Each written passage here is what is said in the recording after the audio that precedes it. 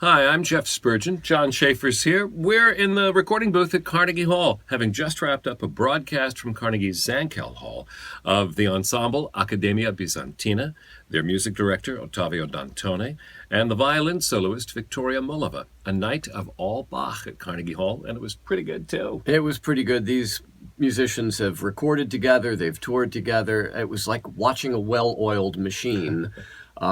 4 violin concertos, including the 2 violin concertos of Bach that have come down to us in what we believe to be their original form, and then 2 others that have been transcribed, and transcribed specifically to take advantage of the formidable talents of Viktoria Mullova. So it was really a splendid event from start to finish. And you can hear the whole thing online at WQXR.org. John, if you were to go back and listen to it again, what would you go for?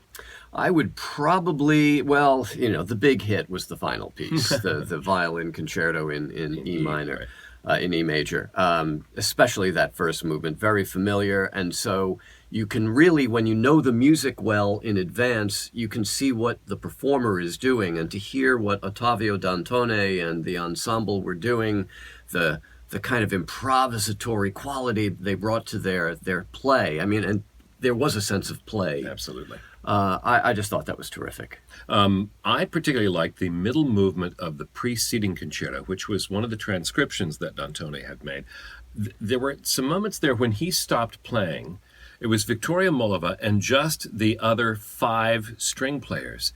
And it was like a heartbeat, just a quiet heartbeat with this beautiful line on top of it. I was not expecting that, and it was an absolutely gorgeous effect. Yeah, and the idea of the continuo, the multiple instruments playing the bass line, each of them finding their own way through it, just to watch that interplay, and then to hear the lush sound from 7 musicians.